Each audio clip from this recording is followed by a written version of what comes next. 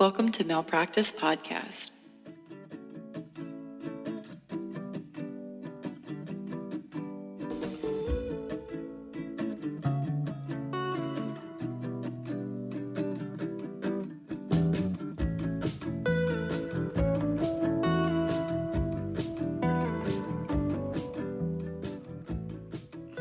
Are you ready to get started? Is it my turn? Yeah, I think so. I don't know. Okay. I think it was my turn. What is a turn? Okay, but are you? I'm ready. Me too. I'm ready. Number one, I'm going to start with this is Malpractice Podcast. And I am Jess. And that is Sydney. Off the tippity top, I'm Sydney. And we talk about things. And what more do you want? Yeah, that's it. So that's all we got. Number one, there's that. Number two, I just want to start by saying... Oh, I'm scared. The Theranos episode has blown up. Number one. People love it. Like, I've gotten really good feedback on it. And then one person on YouTube commented in quotations, I was like, she was like, I was like, and then she was like, and that's quoted to Sydney, whose parents can't spell Sydney. Wow, what a bitch. They're coming to my parents for spelling my name with 2 E's. Someone is making fun of me. The YouTubes. On the YouTubes. Doesn't that mean you made it, though? For how I talk. Why are you so critical of people? You know what, though? You know what?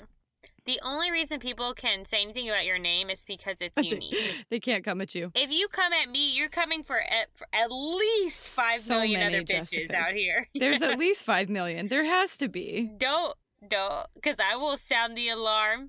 The audacity. And honestly, I don't care what you think. What is their username? Custer. Am I allowed to say this? Check out our YouTube channel where shit's going down in the comments. Sounds nice. Okay, all the other comments are like, great episode. Absolutely enjoy you both. This lady seems like an SNL character. Such an unreal yet amazing story. And then Custer is here. I saw it and I was like, do I say that often? I mean... It's the first time I've heard of it. Also, if you don't like how I talk, don't listen to my fucking podcast, I guess. And you know what? Y'all know what? Sydney is so listener focused. You don't even go here. She doesn't even go here. Literally. Number one, I'm here for the stats. I love listener stats. I love listener feedback. Sydney loves listeners so much, y'all. Like, I'm not just saying this because I love her, but she is like, we have to take care of our listeners, and I'm like, she's like, no. Now I'm really conscious of it, and I'm freaking myself out, and I feel like I can't talk because I'm like, what if I say like again? Honestly, like, I cannot give less of a fuck about what this person thinks.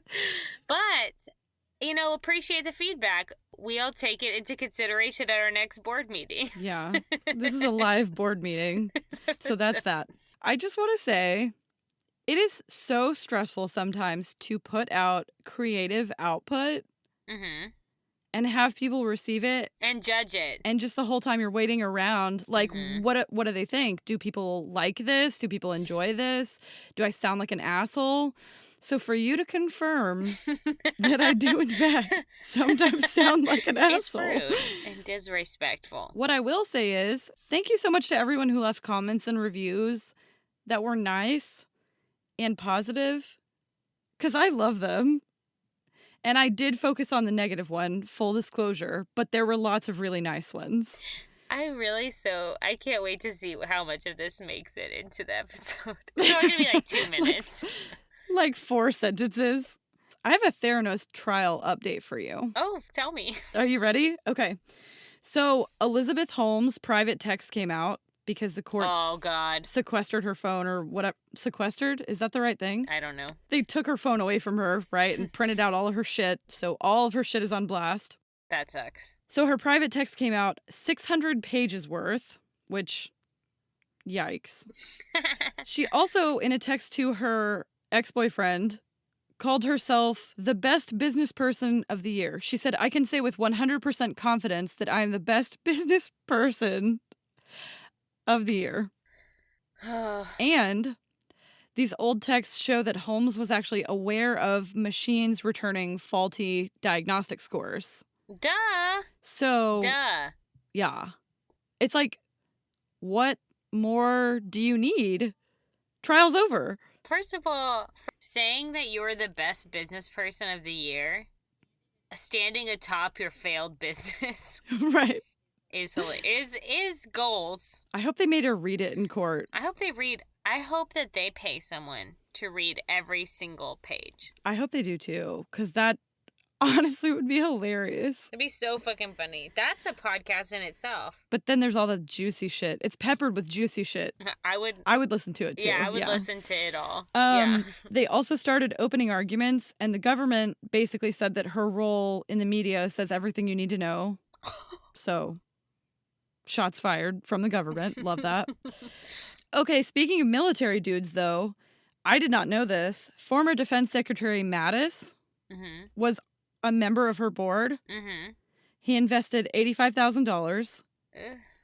And he testified at this hearing 2 days ago that he had no idea how the tech worked. And he has emails, he kept the receipts, that basically are of Holmes saying, we will never discuss this publicly, how the technology works. Because it doesn't work. So he's like, well, I'm not a tech expert, so I didn't ask about it. And I'm like, you didn't ask any questions?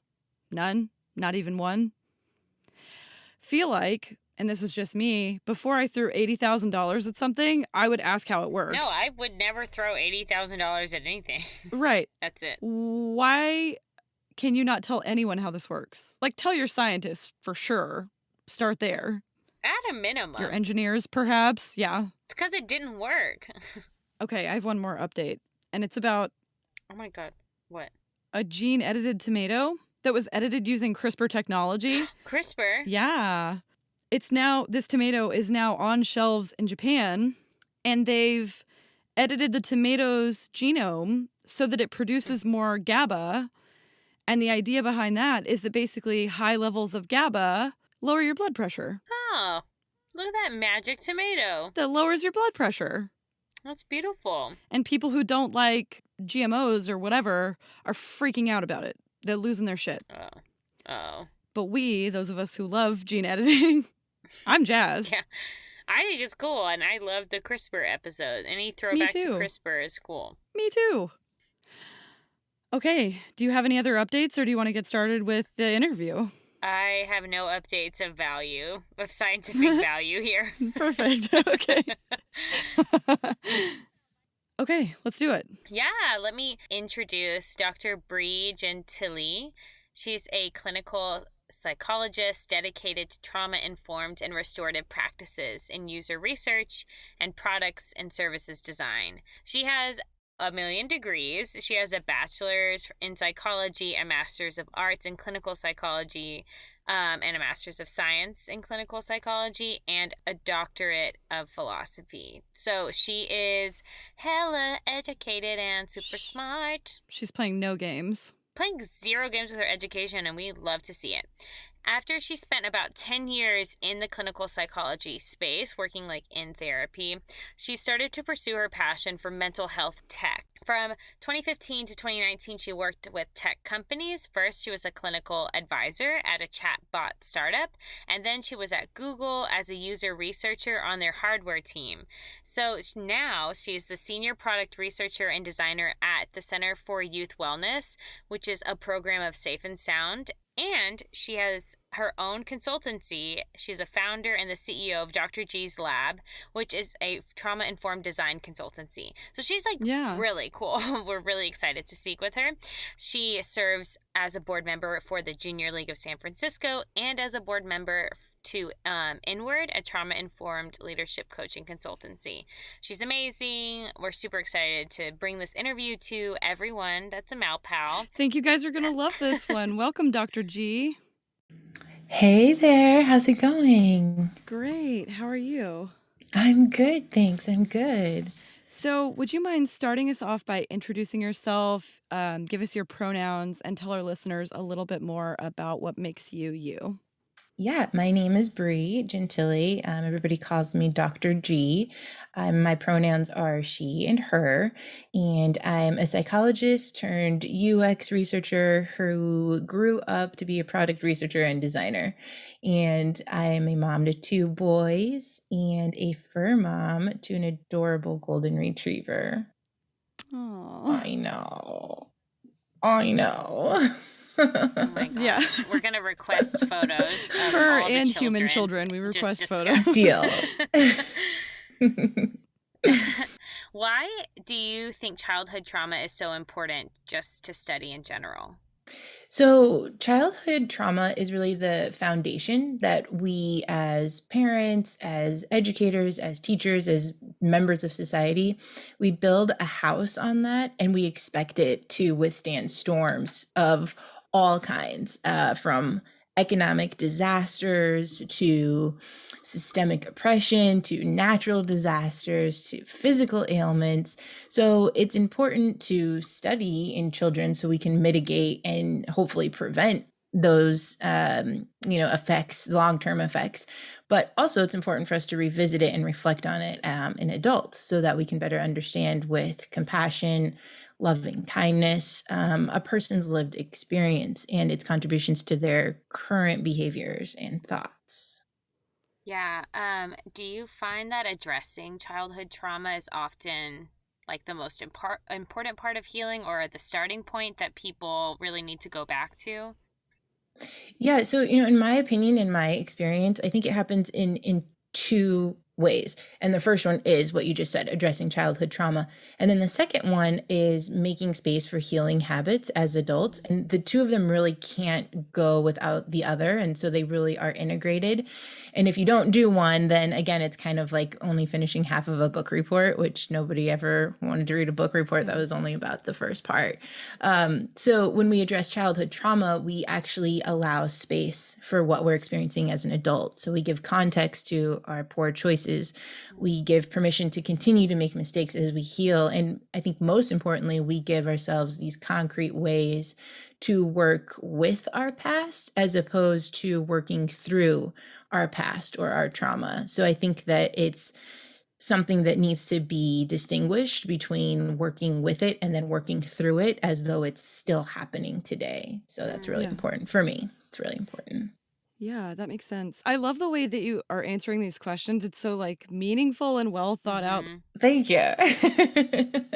Can you tell our listeners what an ACEs score is? Yeah, so an ACE score comes from taking the Adverse Childhood Experience Screener. And in the original study, they identified 10 ACEs. So sexual abuse, emotional abuse, physical neglect, emotional neglect, divorce, mental illness, incarcerated relative, mother treated violently, and then substance abuse. And each ACE you endorse on the screener, you get 1 point for.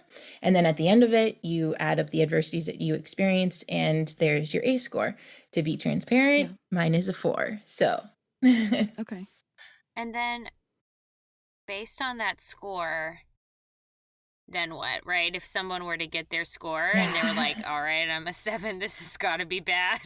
Like, what do I do now? What's the first step post the score?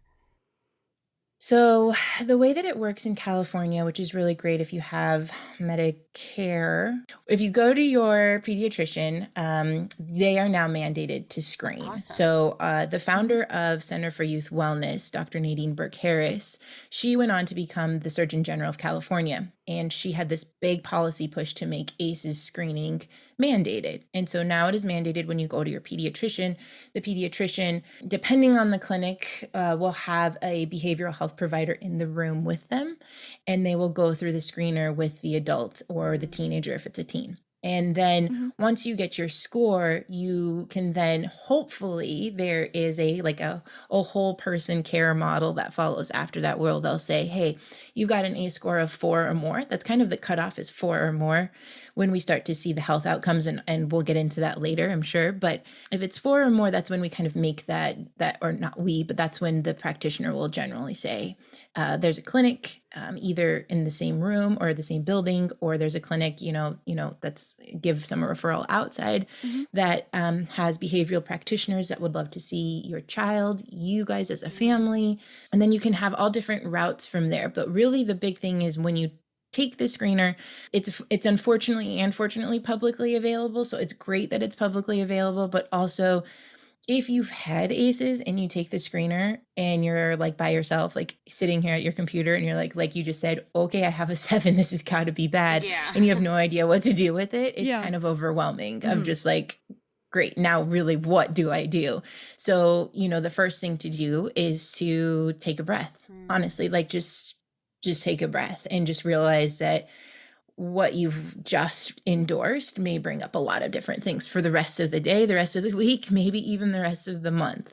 But you just need to take a breath and then really try to find either somebody that you can talk to. I hate saying just a therapist, because it might be a priest, it might be a coach, it might be a best friend, whatever. Find a supportive relationship that you can say, I just went and I just revisited all this stuff from, 4th grade or something, right? And just having that conversation, and then get into some professional help, whatever that means for you, whether it's a spiritual person, a pastor, or a therapist, just somebody who is, has these difficult conversations and can help you along the way. Yeah, definitely. That's crazy. It's mandatory, right, in California. That's amazing. Yeah. So you touched on the idea that the ACE score can basically, indicate some things later in life. So what is the research saying right now about what that means for health outcomes and things like that? Yeah, it's a great question. So children that are exposed to ACEs, they are more likely to develop learning difficulties and other health problems like asthma and sleep disturbances. Wow. But more importantly, if it's left untreated, it can actually lead to lifelong health problems such as heart disease, cancer. It can also lead to mental health issues such as depression, anxiety, substance abuse, or even suicide. Wow. And what's really interesting about ACEs is that it's actually a dose response, which means the more ACEs you have, the higher risk you have for chronic illnesses. So you're actually 3 times at risk for heart disease or lung cancer. Wow. And this is the one that always gets me, and it still gets me every time I say it, but there's a 20-year difference in life expectancy for children left untreated with high ACE scores. 20 years. Wow. Yeah. That's shocking. Like, Yeah, what the that's heck? really shocking. That's crazy. That is actually crazy. Yeah. It's shocking, right? Like 20 years, like while we're all living our best life up to like 70, 80 years old, the kids who have had trauma and just kind of left it and didn't really treat it are dying at 60. Wow. It's crazy. Yeah. So a high score is considered 4 or above is when you typically kind 4 of above, cross over that, but once you get tiptoe into 5, 6, 7, you're getting up there. That's shocking. That's a shocking statistic. So, I mean, we can get into this later, or we can talk about it right now if you want. But I'm just so curious to hear, how do we fix that? I know. Yeah. Let's talk about it right now. Let's talk about it right now. Let's solve the world's problems right now. Right now. From our closets. From Texas and California, we got this. Yep. Having conversations like this is like the biggest one, right? Because California is over here having these massive conversations about it. We know it's important. We're trying to put it in our schools, on the bus station. I mean, like we're at the bakery, like we're everywhere, right? We're trying to just get everybody to be trauma informed. But other states are not there. In fact, there are just still some states who are like, that happened in the past. Pick yourself up by your bootstraps and move on. Yep. Right? And Oh, Texas. Yeah. That's it. I think we live in one. Yeah. I'm originally from Wyoming, so I always feel like there's a little bit of similarities there. We get it. Probably. We're sorry, and we get it. Yeah. So I kind of understand. But yeah, there's definitely this idea that what happened in your childhood happened in your childhood, and it could have been worse, or you just got to Right. buck up, and that's really just not true.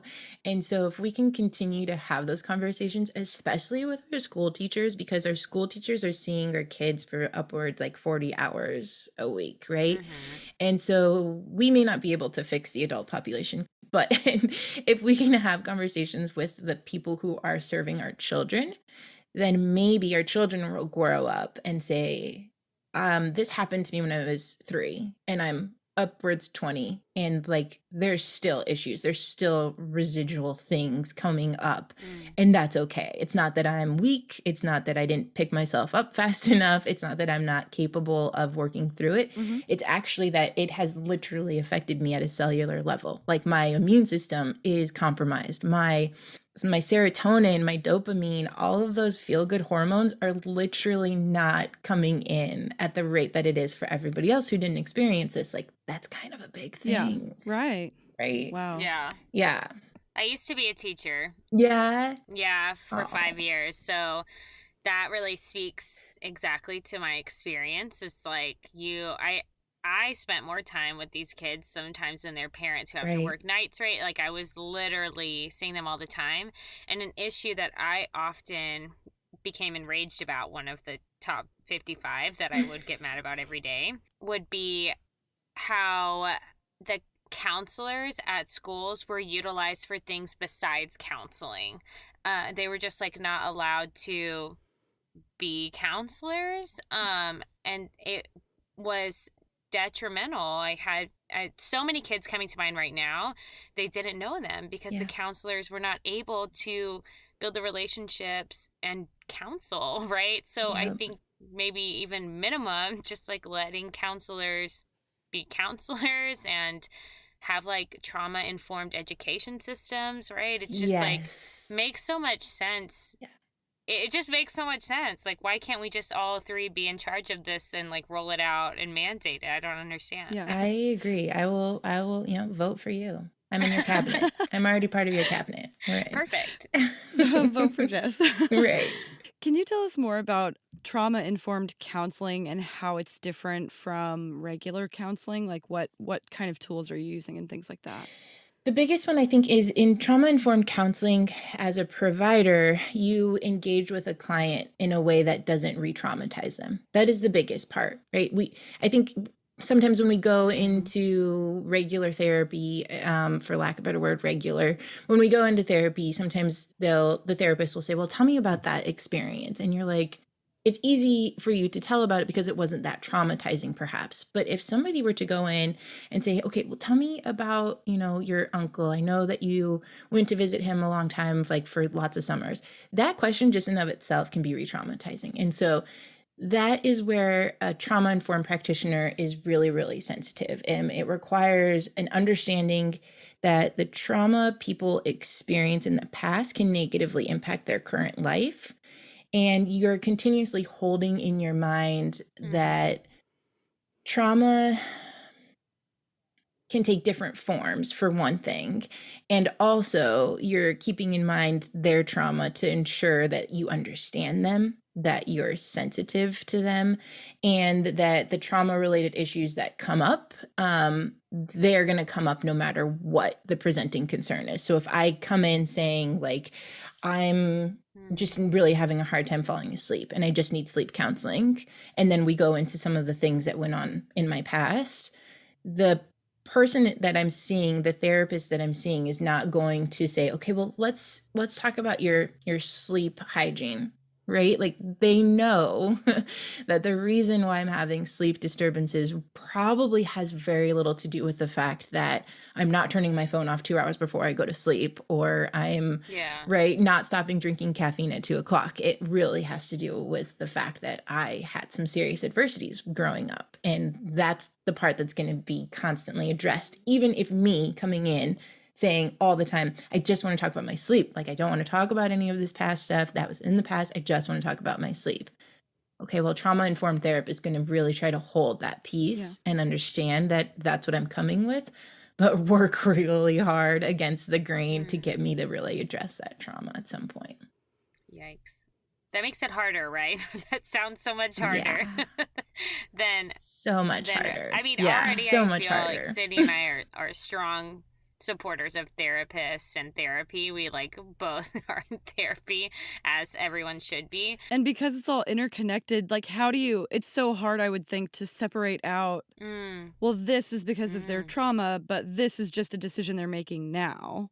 Yeah. Do you know what I mean? Totally. Yeah, absolutely. A lot of times you'll see it in weight loss, right? A lot of people will come and they'll just be like, I just want to lose weight. I don't understand why I can't lose weight. I'm going through all these different diets and la. And you find out that they're eating these really unhealthy snacks at the end of the day and they just call it stress eating. Well, the truth of the matter is, for those of us who have been traumatized growing up, our prefrontal cortex actually has like just been turned offline for many, many, many years, because the prefrontal cortex is what kind of tells us like, right, okay, this is a smart decision, right? This is something like, this is a good decision. This is a bad decision. And if we're constantly using it of like, is this a good decision? Is this the right thing? Is like, what's going on? If I do this, am I going to get hit? If I do this, am I going to get left? Like, if that's constantly firing over time, of course it's going to be turned offline, right? Like, of course it's not going to be like the strongest part of your brain.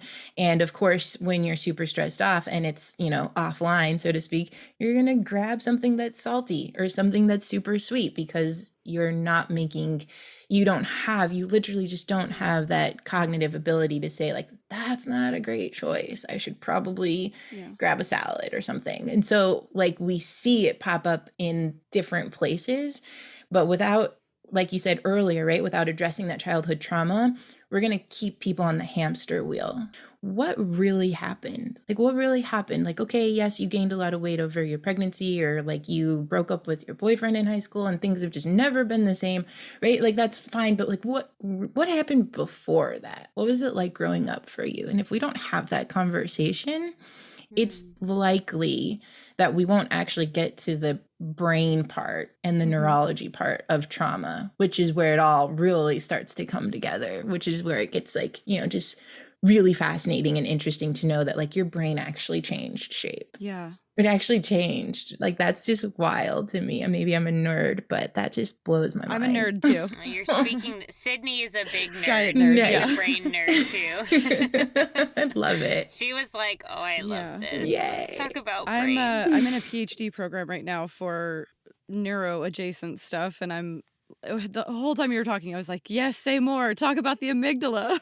Yeah. Oh, I love it, right? Yeah. Yes, talk about the amygdala. I love it. Yes, gosh, that's so true. Yeah, the fight or flight response is fascinating. And your amygdala, like, will literally change sizes, which is just, like, again, like, how It's crazy. does that happen? Like, how does, like, it's fascinating to me. Yes. A whole other podcast we can have. I love it. Would love that. Yeah. Sydney was like, okay. I was like, yeah, I'm in. What about emotional inclusivity? How does that play in? Everybody in that clinic is trained to understand trauma. So when you come in and the receptionist is there, he or she is trained in trauma. And so she understands, like, we're not, you know, loud music doesn't need to be played. We don't need to have a whole lot of conversation. It's not just like small talk of like, you know, how was your weekend? Some people be like, oh, it was my birthday. And we'll be like, oh, happy birthday. Like, that's our natural response. Like, oh, happy birthday. Turns out every year on our birthday, she was totally neglected, right? So like, we have to be really aware of that, Right. those types of things. Or if it's like Cinco de Mayo, like, you know, it's 5:00 somewhere, I can't wait to get off. Like, this person in the room might be having substance abuse. Like, nope, can't have that conversation. So we're just kind of holding that. And so the emotional inclusivity piece really has to do with including every emotion that may possibly come up. And we know we're not going to get every emotion because there's thousands of emotions, you know, technically speaking. But the idea is that the person who calls you to make your appointment knows that there's a lot of layered emotions going through. The receptionist knows. The person even who does your website knows, right? So every point that a person has contact is a point of being empathetic. It's an opportunity to understand the emotions behind the person receiving that service or interacting with that product. And so when we talk about emotional inclusivity, where in my work, we're really talking about being trauma informed and putting the lived experience from the very beginning to the very end throughout everything, from brochures to websites to services to calendars, just everything. We're constantly thinking about it. That is so cool. I feel Yeah. like every year Yeah. every human should have to That's like so get a cool. certification in like Right. being a good human, and it should just be about this. I agree. We'll just add it to our policies. I totally agree. Yeah, Love it. add it there. We're going to link your information in our show notes, obviously. But I was reading about you and your journey. I said before, it's really interesting to us. Can you tell us just like what made you choose your career path? I was similar to you in that I started my bachelor's in psychology, and I quickly realized I actually am not going to be able to make a living or a career out of this unless I go on. And so I ended up getting my master's in counseling, and I at that point was still like, yeah, I think therapy will be the way to go. Sounds interesting. And I started to kind of delve into my own stuff, and I was like, yeah, this should be fun. Went on to get my doctorate, and along that doctorate, you get a master's in science. And that's when I was like, okay, I actually want to do research. I don't know if therapy is the place for me. I'm actually going to try to do research. And so once I got my PhD, at that point, I was already thinking about tech because I knew that I could change maybe 5 to 10 people a week. I could change their life very slowly and for a lot of money. And that was going to be very inaccessible for the people that I wanted to help. The change that I wanted to make, that just wasn't going to be a very scalable idea. So I thought to myself, tech is definitely probably the way that I'm going to need to go. So tech was not necessarily a solution, but it was a way to scale what I wanted to do. Yeah. So it was actually my mom, because I was like, I don't know, Mom, I don't know what I'm doing. Like, everybody's going to get licensed and they're going to do their private practice. And I'm over here like, I don't want to do that. What should I do? And she's like, why did you get into this? Like, why did you get into this in the first place? And I was like, because I wanted to change people's lives. I loved attachment. I loved children. And I knew their brains were developing in these like intense ways, especially if they didn't have like a good attachment. Their brain was just like wired already. And then they go to be adults with this pre-wired brain. And I felt terrible. And so my mom introduced me to this tech company who was doing chatbots. And she was like, oh, just have a conversation with them. And I was like, okay, cool. And I had a conversation with them, and I ended up developing what they call modules, or a conversation that the chatbot would have with newly diagnosed breast cancer patients, because that's where I was working originally, was as a psycho-oncologist, working with cancer patients and their families. And after I did that module and I saw it in action, and, she's like, test it out on your phone. And it was basically like texting a friend back and forth. And it was like, gosh, sorry to hear this news. How are you feeling? And then I would respond. And then the chatbot would say, that makes perfect sense. There are a lot of things you need to consider. If you ever feel like you need to chat, feel free to reach out. And I was just like, that was so cool. That was so cool. I want to do more of that. So I decided to join them as an intern. Like, I was already onto my professional life and went back into like being a student. But that's kind of what has got me to where I am, is because after that, I realized that user experience was very important to me, and that users are people. Like, we're using things all the time. Like, we're using services, we're using products, we're just using all the time. And so that was like very fascinating to me. And so I decided again to go back and be a student and learn more about what UX research and UX design was. And then I took a job at Google and did research on their hardware and their keyboards and their mice or mouses, whatever they're called. And I was like, I am changing nobody's life. I am changing like 0 lives right now, except for the people at Google who are like, okay, we need to step up our game because Apple is beating us out. So I quit, and then I went to the nonprofit that I am at now, because I wanted to take all of my experience, all of this love for tech and thinking about products and services, and put it to good use. And so at first it was a little bit of a jump, because we would always talk about our families as families, or our clients, or we never talked about them as users, and we didn't think about them as users of a service. But in reality, when you go to the doctor's office and you get assigned to a therapist and you go through therapy and then you graduate and you go through all these other things, that's a whole service. It's a whole journey.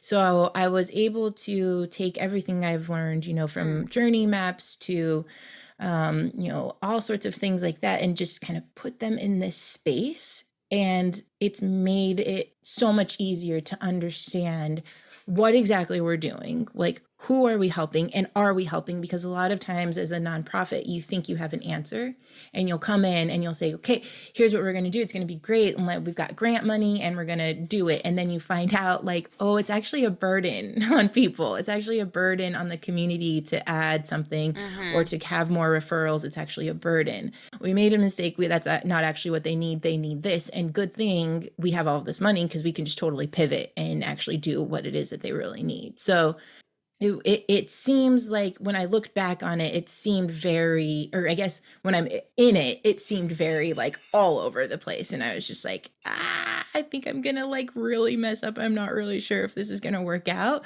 But over time, as I've been telling this story for, over a year now of just like how I got here, it's like, it's been so smooth and it's all made perfect sense. So, yeah. That's It crazy. definitely does. Yeah. What other ways do you see mental health tech making advancements in the future?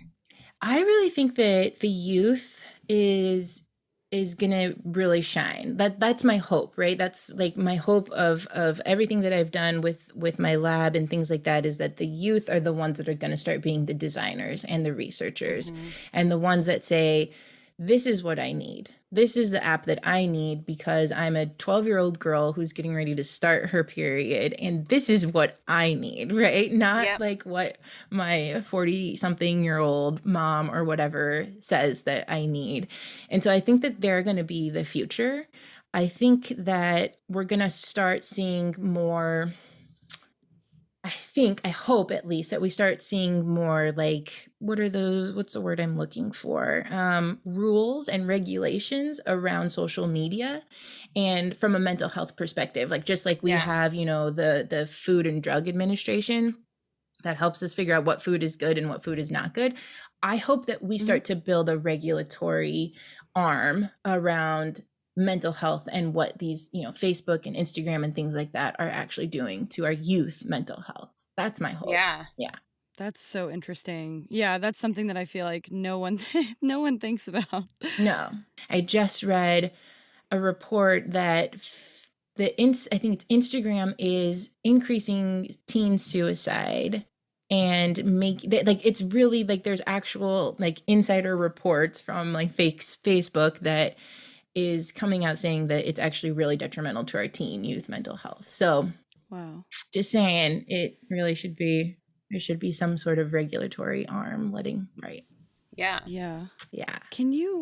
So you talked a little bit about the lab that you started, Dr. G's lab. Yeah. The consultancy firm. Yep. Could you tell us a little bit more about that? Like, what do clients generally come to you for? What's the day-to-day like? Things like that.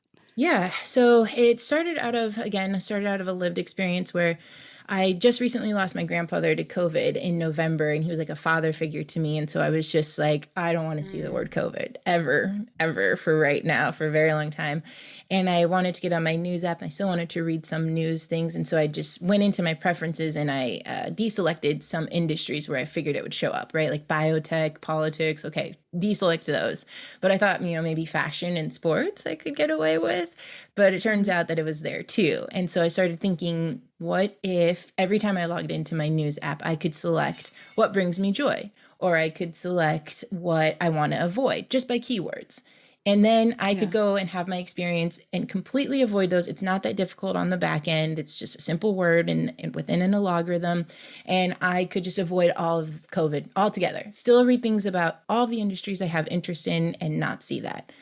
That didn't happen, obviously. And I started thinking also when I was having, some like it was a minor depression, I would call it, but I would forget to respond to people's texts. I would read it, but then I would forget to respond to it. And I was like, gosh, there really needs to be an unread feature on text. Like I can do it in my emails. Why can't I do it in my text message? And I can't be the only one that forgets to read a text and respond to it after reading it. So I can't be the only one. Certainly not. Again, that didn't happen. So I was just like, I'm just going to create my own space. I'm going to create my own consultancy that when people are creating apps, I can say, hey, if you're creating an app for a busy mom, the button really shouldn't be at the very top because most likely we're going to have something else in our other hand, probably a human being, and we're grabbing our phone with one hand, and you should really put the button in the bottom right corner because that's closest to our thumb.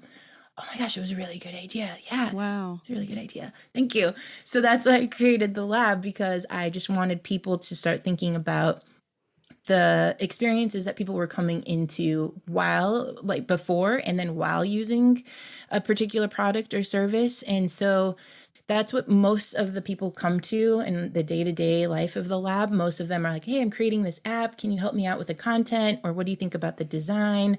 So all of the things that typically would be like a sales or a marketing type of thing, I'm like positioning myself to come in and say, this is about a relationship and not necessarily why people aren't using your your app or your product, because they're not engaging, because you've missed the mark along the way. And let's figure out that, rather than figuring out how do we make it more sticky. Like, just go back to the basics and figure out how you can cast a deeper net instead of just widening your net, because you're not going to get the engagement that you want over time. But what's going on now behind the scenes, which I'm really excited about, is we're creating a youth arm where the youth can actually come in with their ideas. So like maybe it's like a team of 2 or a team of 4 teens who are like, they really want to develop this app, but they have no idea what to do. They can come to the lab. We will incubate their ideas, what we call incubate it. So we'll incubate their ideas and we'll give them, brainstorming sessions and patient journeys. And we'll basically give them everything that you would get if you were in a UX role. And then if they want to continue to, make that dream come true, we'll put it into what we call an accelerator.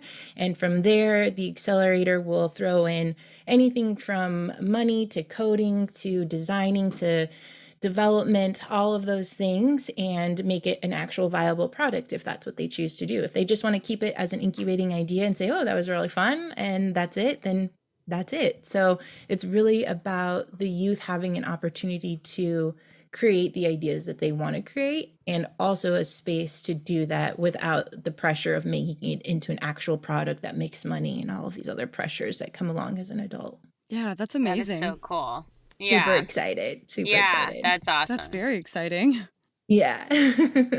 When did the youth arm start? Is that relatively new? Yeah, it started last week when I got my first intern. Yay! It's always been on a napkin and a bunch of Post-its around my computer, which I'm like, this needs to happen, right? Yeah, the best things happen on napkins, I'm convinced.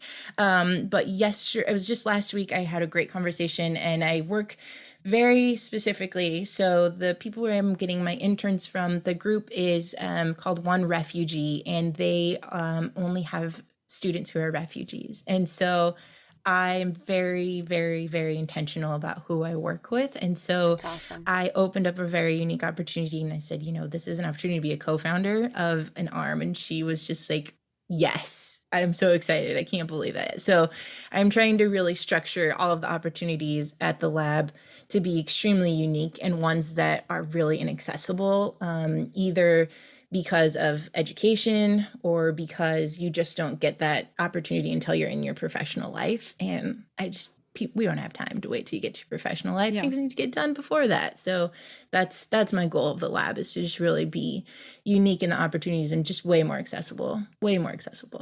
That's amazing. Yeah. Well, we're sorry for your loss. Thank you. I think that's horrible, and so much has happened in the last, couple of years where people are really going through loss in like a variety of ways. But it sounds like you've built something beautiful. I have. Thank you. I appreciate you recognizing that. That's amazing. Thanks. What is the most rewarding part about working with people who are processing through trauma or processing with their trauma? What's great about doing the work that I get to do is I am constantly holding space for that that feeling, whatever it might be. I'm always holding space for that. And when you are holding space, when you're doing something in your job for 40 plus hours a week, it kind of becomes a little piece of you, right? And so I feel like even outside of my professional work, I notice things where I'm constantly holding space, right? I'm in like the grocery line and somebody is not is taking their very sweet time. I'm like, you know what? That's okay. Maybe, just maybe, they have a household that they don't want to go to, and this is their time out. And let them take their time. That's fine. No worries. I'm not in a rush. It's all good. Just holding space like that is just a unique way of going through life that if I didn't do that in my daily job, if I was like a stock trader or something else, like I wouldn't have that 40 hours a day to practice that. And so Yeah. coming out of it and transitioning into life after work is just like it's not hard. It's just loving kindness, compassion all the time, and it's not exhausting. It's just a way of being, which I don't think I ever would have gotten had I chose any other career that I was thinking about. Yeah. That's beautiful. And it sounds like such a healthy way of just existing. Yeah. Yeah, sounds like I need to try it. Yeah. Because I'm like, why are you taking so long? Right. Yeah, I was Hurry that up. too. I was totally that as well. So yeah, it's a practice. Yeah. Yeah, it's a beautiful one. It feels like something that we could all take a lesson from you on. Mhm. Ah, it's so nice of you. Yeah, I think that when you know so much about trauma and you know the effects that it has, and you realize that something like 34.8 million children have gone through it, and it's just so Yeah. common, you start to realize that, like, okay, first of all, I'm not the only one, but second of all, you probably had trauma too. Like, you probably Yeah. had trauma, and you probably had trauma, right? Like, you just Yeah. start to see the world as like not to be like, demeaning or like pessimistic, but like you start to see the world as a bunch of shattered adults, like, Yeah. and little children, hurt children in big grown-up bodies that you're just like, it's okay. Yeah. I can hug you. If you need a gold star, I have some in my back pocket. Like, what do you need? I got Yeah. it. Wow. That's so sweet. If a listener has a friend or a loved one that is going through some tough counseling, or does one of those reach outs to you, to a listener, as like, hey, I just realized I went through trauma, I have trauma, right? How should they approach in order to be like the best ally for that person? Yeah, I love this question. The first one is just listening. Creating a safe space and just listening is going to be really big. The second one is probably going to be being supportive, and that can come in the form of validation. So validating their experience, right? Even if it was something, that happened to them when they were 3 and they're now in their 40s, it doesn't matter. It was a valid experience, and being able to say, yeah, that happened and I can understand how that is playing out in your adult life is really important. Breaking down the stigma is also huge in saying that, it's perfectly fine to be bawling at the end of every night. Like, that makes total sense. Or it's perfectly fine to go get help. Like, there's no shame in getting professional help. You should totally do it. Can I help you in any way? Or is there, anything that I can do to help you along that route? And so by just doing those 3 things, it's like really big, and you're like well along being an ally. Once you kind of graduate to that next level and you've got, like 4 or 5 people coming your way, the thing that I always like to share is what the Center for Youth Wellness, I think they did it in maybe like 2017, but they call them the domains of wellness. And there's 7 of them. And so every once in a while, I'll just pull one of them out, but like it's, let's see if I can get them all. Nutrition, mindfulness, mental health, exercise, sleep, supportive relationships, and getting time out in nature. So if you've got those kind of in your pocket, you're already doing the supportive relationship one, and you're already, encouraging them to do the mental health piece. Maybe also you can do some mindfulness breathing with them, or maybe you can encourage them to have a decent balanced diet as much as possible, or take sodas out, or only have drinks on one night instead of the 3 nights that you guys go out, or something like that, right? Yeah. And encourage them to get good sleep, and just some of those things, or become an exercise buddy, right? But I think the most important one of all of those is being the supportive relationship, because when somebody's gone through trauma and they're revisiting it, it's hard to find an ally versus if somebody's going through trauma now, right? Yeah. Like if I'm in an abusive relationship, it's really easy for me to go to my friends and say, my significant other is hitting me, like I need to talk to somebody, and they're there like, oh my gosh, we're here for you. But if I come to them and say, I was abused when I was 5, they're like, oh, this is awkward. Yeah. What do I say? Yeah. Right? So it's hard to find an ally when Yeah. you talk about child trauma. So if you can be a supportive relationship for somebody who is talking about past trauma, you are really winning as an adult. You're As a human. as a human. You get I a love gold that. star. Gold star, totally. So it sounds like a lot of it is just basically like gentleness, mindfulness, thinking about like consideration. Just be considerate, right? Yeah. It doesn't take a PhD to do this. It really is just hearing somebody and not planning what you're going to say, right? We do that a lot, but just hearing them. And then if you hear something in there, just, speak to it. My gosh, that is like the worst thing that you could have gone through. I am so sorry. I had no idea. How can I help? Like that alone that's huge, right? But saying to somebody, oh my gosh, let's just go get a drink. This is terrible. Like, no. Don't run from it. It's awkward. It feels funny. Yeah. And it feels like you don't know what to say and you're not going to be of any help. But you just have to stay in the awkwardness for just a minute and then it goes away. It's really temporary. It's like when you're doing like glute exercises, the minute you stop, it like the pain goes away, but it's like really terrible during it. It's like Love that. Great analogy. Thank you. This has been fantastic. You are extremely generous with your time and energy, and we have absolutely loved talking to you. I feel like a better person after talking to you. Yep. Oh, yes, I feel love worse, it. but it's okay. I'm here for you. Okay. I feel like I'm prepared to be a better person is how I should have phrased that. There we I go. definitely left with some tools for Definitely. sure. Excellent. So last question, and it's kind of a non sequitur. How do you take your coffee? Black. Completely black. As strong as possible? I know. Cannot relate. As strong as possible. It's true. I used to be like a latte drinker and then I just tried to, I'm like, let me just try to take milk out, just see what happens with my life. And life just became really great. So it's just like black coffee it is. Hot or cold. Just Yeah. Well, this has been amazing. Thank you so much for all of this information and for your time. And yeah, you're the best. No, this has been great. This has been really great. And I would love to come back and visit you guys and talk all things brain and trauma. Yes, please. So whenever you're ready for that one, let's always do it. ready. It's very interesting to me. Excellent. Yeah. Thanks, Dr. G.